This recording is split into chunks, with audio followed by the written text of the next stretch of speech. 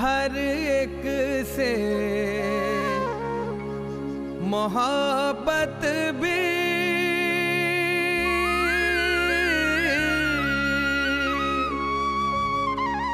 हर एक की खिदमत भी मैदान अदब का भी मैदान सियासत भी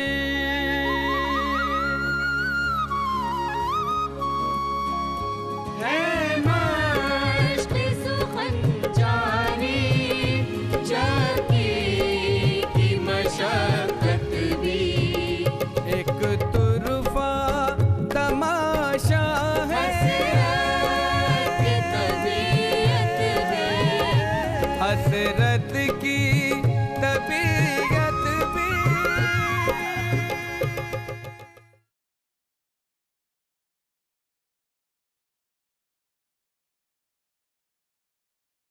नाजरीन आदाब, मुजाहिद आज़ादी मौलाना हसरत मोहानी का ये एपिसोड आपकी नजर है।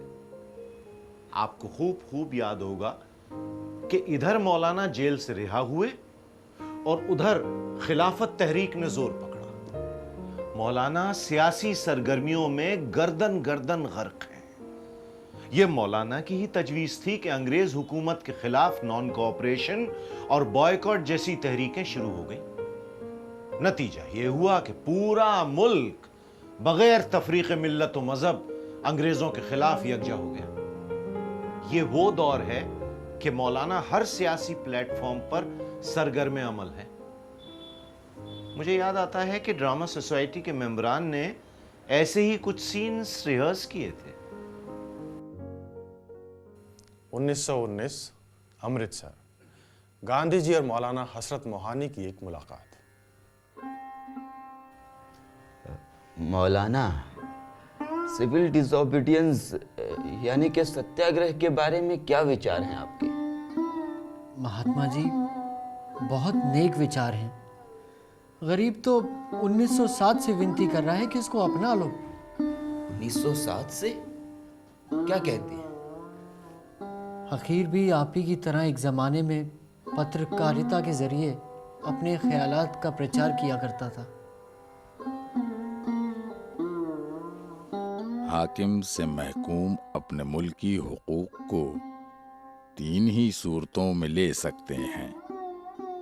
अव्वल, दरख्वास्त गदायाना दस्ते तलब दराज करके, जिसका बेकार होना कतई साबित हो चुका है। दूसरे, खूरेजी व फसाद के जरिए हाकिम को मगलूब व मजबूर करके, जिसकी बज़ाहिर कोई सूरत नजर नहीं आती। बस अब हमारे लिए सिवाय इसके और कोई कार्रवाई मुनासिब नहीं मालूम होती कि फिलहाल ना तो हम गदागरी की जिल्लत इख्तियार करें, न जंगो जदल की आजमाइशों में पड़ें,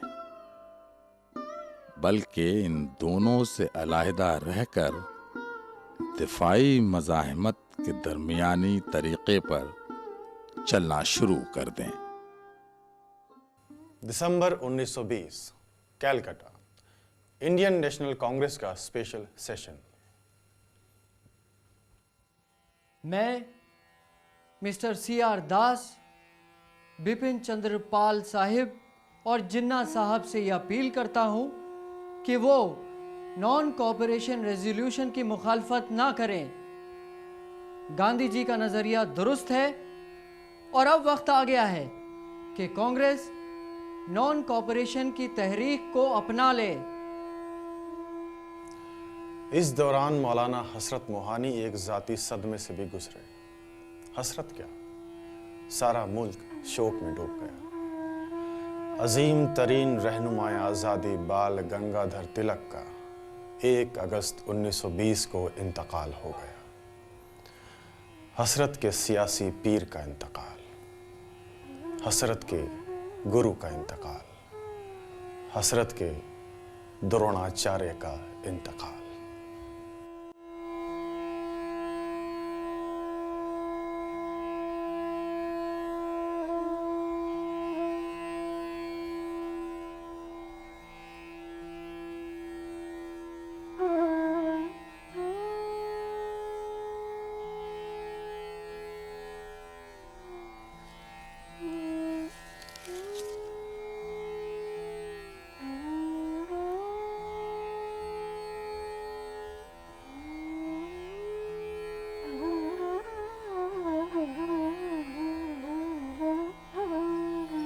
नहीं तिलक महाराज, नहीं।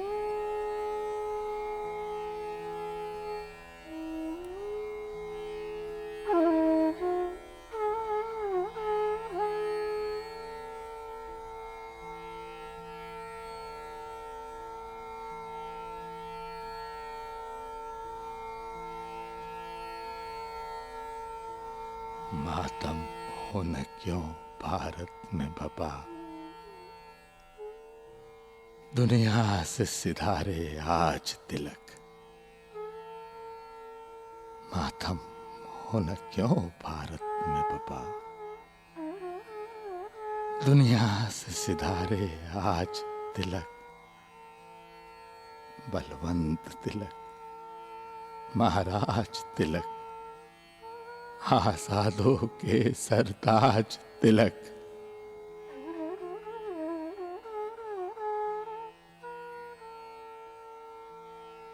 जब तक वो रहे दुनिया में रहा हम सब के दिलों पर जोर उनका। जब तक वो रहे दुनिया में रहा हम सब के दिलों पर जोर उनका। अब रह के बहिश्त में नस्द खुदा, हूरों पे करेंगे राज तिलक। हूरों पे करेंगे राज तिलक। आपके बगैर कुछ भी मुमकिन नहीं।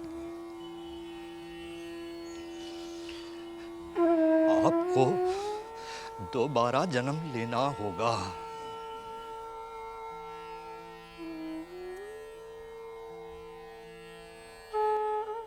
हर हिंदू का मजबूत है जी,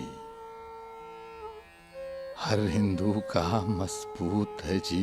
गीता की ये बात है दिल पे लिखी, आखिर में जो खुद भी कहा है यही। फिर आएंगे महाराज तिलक, फिर आएंगे महाराज तिलक, फिर आएंगे महाराज तिलक।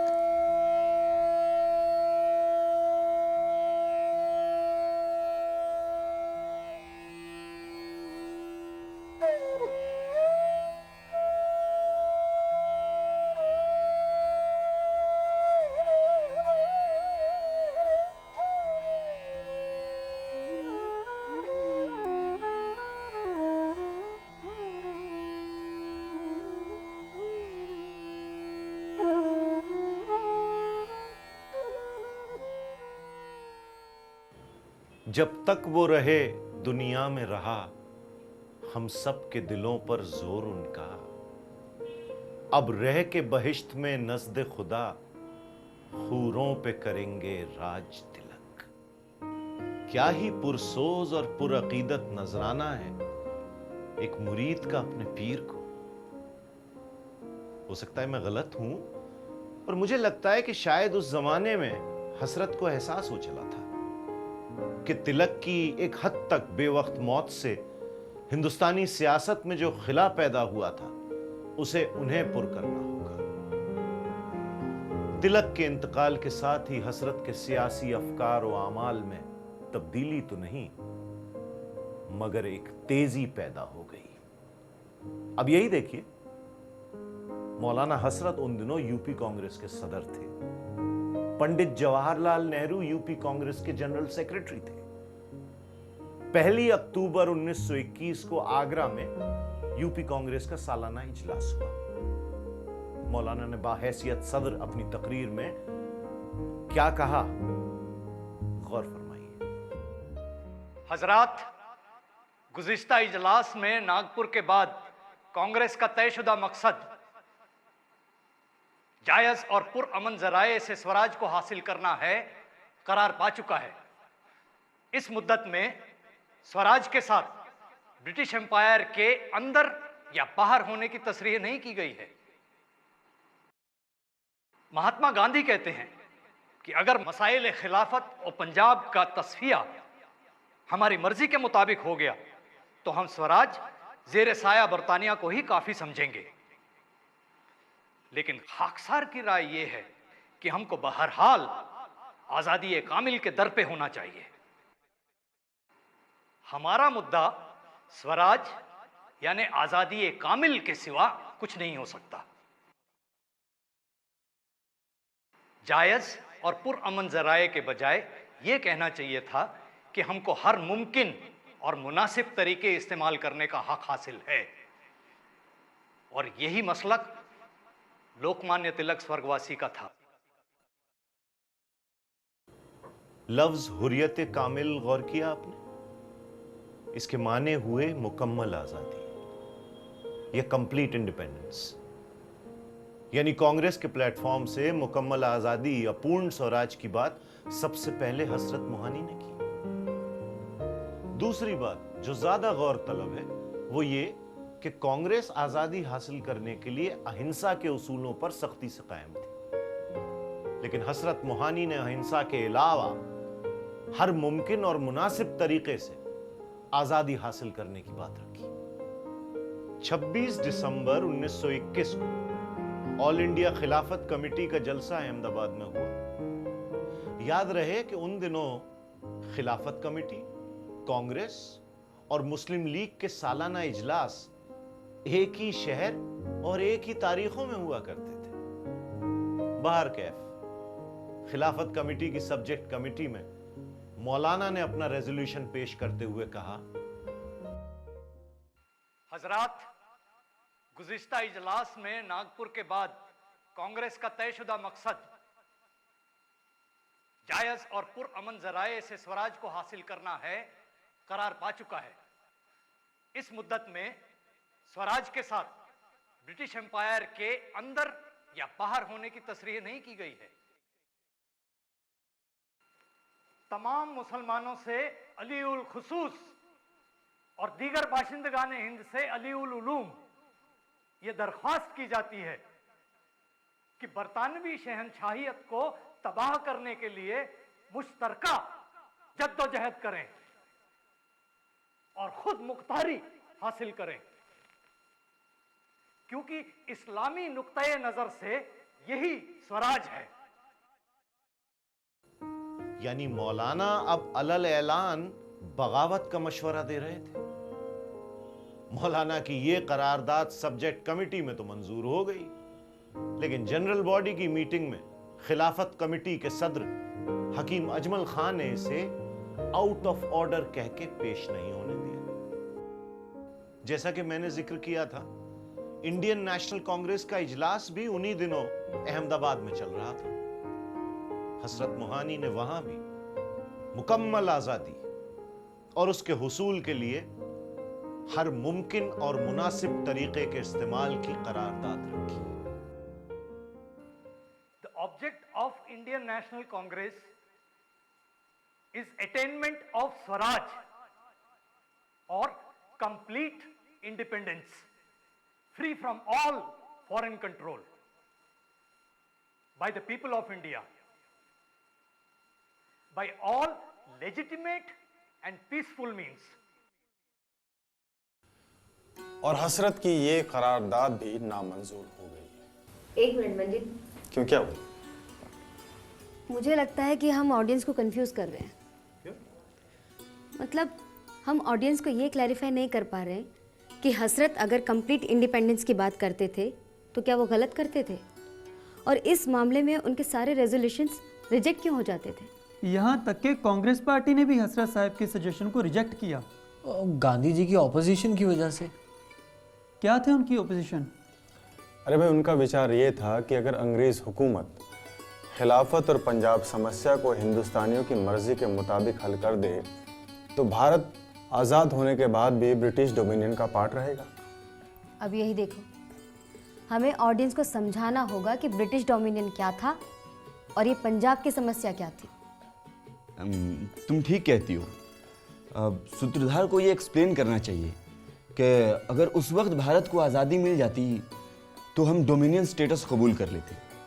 वैसे तो हर तरह से हम आज़ाद होते, लेकिन ऑफिशियली ब्रिटिश एम्पायर का हिस्सा होते, जैसे अभी न्यूजीलैंड, ऑस्ट्रेलिया और कनाडा है। और ये भी एक्सप्लेन करो कि पंजाब समस्या से मुराद जलियांवाला बाग हत्याकांड थी। कांग्रेस चाहती थी कि अंग्रेज हुकूमत इस हत्याकांड की माफी मांगे, जनरल डायर को बरतरफ करे और उस पर मुकदमा चलाकर उसे सजा दे।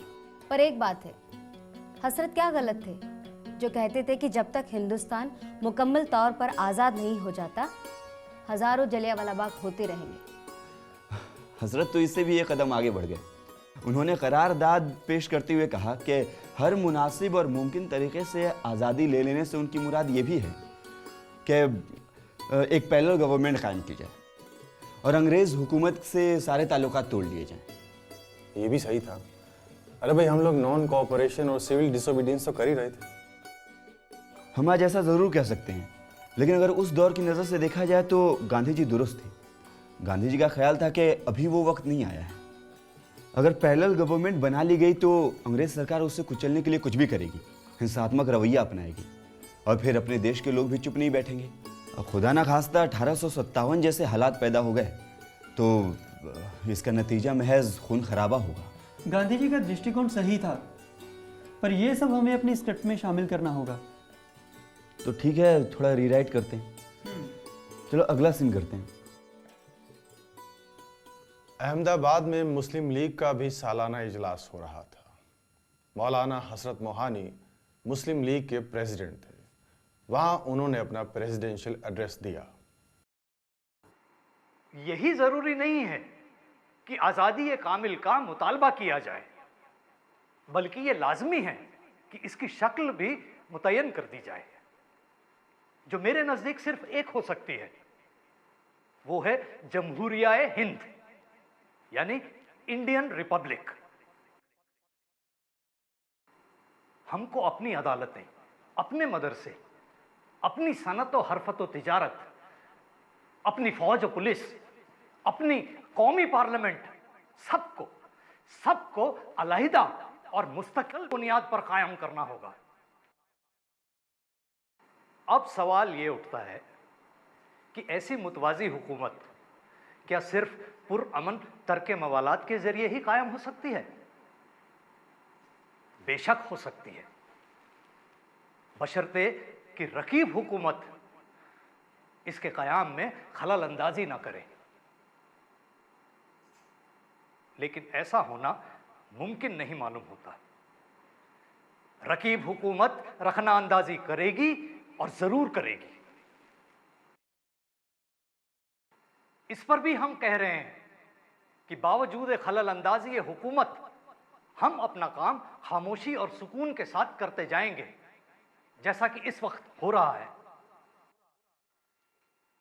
मगर आखिरकार एक ऐसी मंजिल जरूर आएगी जबकि पुरअमन तरीकों पर काम करना बिल्कुल मुहाल हो जाएगा और हमको इसका इकरार करना पड़ेगा कि पुरअमन जराए से हुकूमत मुतवाज़ी सिर्फ शुरू की जा सकती है, देर तक कायम नहीं रह सकती। मार्शल लॉ का जवाब इस्तिलाह आम में गुरिल्ला वॉरफेयर है। अगर मैं ठीक समझती हूँ तो मौलाना हसरत मोहानी का एड्रेस ऑलमोस्ट रेवोल्यूशनरी था। एक तो उन्होंने कंप्लीट इंडिपेंडेंस की बात तब की जब किसी ने नहीं की थी, और दूसरे उन्होंने पैरेलल गवर्नमेंट बनाने की बात कही जो भी तब तक किसी ने नहीं कही थी, और तीसरे उन्होंने गोरिल्ला वॉरफेयर की बात कही, वो भी तब जब पानी सर से गुजर जाए। पर वायलेंस को उन्होंने राइटफुल माना, एज अ लास्ट रिजॉर्ट ही सही, एक आखिरी कोशिश के तौर पे ही सही, सेल्फ डिफेंस में। लेकिन तब जब कांग्रेस, खिलाफत और मुस्लिम लीग तीनों ही आज़ादी को वायलेंस से हासिल नहीं करना चाहते थे, वो उसके खिलाफ थे। किसी भी सिचुएशन में किसी भी तरह का वायलेंस, चाहे कैसी ही मजबूरी क्यों ना हो। बंदूक की नाल के सामने खड़े होकर दो ही जज्बे दिल में आ सकते हैं, एक तो ये कि भागकर अपनी जान बचाई जाए, और दूसरा ये कि दुश्मन को जहन्नुम रसीद किया जाए। इन तमाम दुश्वारियों का हल सिर्फ एक हो सकता है, वो ये कि हिंदू और मुसलमान मशवरा बाहम के बाद गांधी जी की जुबान से आजादी हिंद का ऐलान करा दें। खुदा हाफिज। भाई, मुझे हजरत मोहानी साहब का किरदार निभाते निभाते ये लगने लगा है कि उनकी सबसे बड़ी खूबी ही उनकी खराबी थी। वाह, एक्सप्लेन। देखो, मौलाना वक्त के आगे आगे चलना चाहते थे, और जो उन्होंने चाहा वही हुआ। इंडिया को कंप्लीट इंडिपेंडेंस ही मिली without dominion status, as a republic of India. हाँ, और शायद हिंदुस्तान का ये नाम पहली बार हसरत के मुंह से ही निकला था। पॉइंट। और ये भी तो देखो, जिस रेजोल्यूशन को कांग्रेस ने भारी मतों से परास्त किया, उसे ही 7 साल बाद कांग्रेस ने लाहौर सेशन में भारी मतों से पारित कर दिया। लाहौर सेशन में पूर्ण स्वराज की करारदाद जानती हो किसने पेश की थी? गांधी जी ने। और यही फर्क था गांधी जी में और हसरत में। हसरत बहुत जज्बाती थे, शायर थे, अपनी मंजिल पर वक्त से पहले पहुंचना चाहते थे, जबकि गांधी जी दूरदर्शी थे। एक किस्म का ठहराव था उनमें, और उन्हें मालूम था कि अपनी मंजिल पर पहुंचने का सही वक्त क्या है। सारांश ये कि ये दोनों ही अपने अपने वक्त के पहुंचे हुए अजीम रहनुमा थे। दुरुस्त फरमाया। मेरे ख्याल से हसरत ना तो कांग्रेसी थे ना मुस्लिम लीगी, वो इनकलाबी थे। और मेरे इस ख्याल से कोई मुत्तफिक हो या ना हो, शायद उस जमाने की अंग्रेज हुकूमत जरूर थी। इधर मौलाना हसरत मोहानी ने मुस्लिम लीग के एनुअल सेशन में अपना खुतबा पढ़ा, और उधर हुकूमत वक्त हरकत में आ गई कि इस शख्स का आजाद घूमना खतरे से खाली नहीं। यानी कि कैद खाने के दरवाजे एक बार फिर अपने पुराने रफीक के लिए वाह हो गए। पर यह किस्सा अगले एपिसोड पर मुलतवी रखिए, क्योंकि वक्त इजाजत नहीं देता। और मुझे इजाजत दीजिए कि मैं इस असीर आजादी को यूं दाद दे सकूं। हूं समझ में नहीं आती तेरे दीवानों की, दामनों की ना खबर है ना गिरेबानों की। खुदा हाफिज।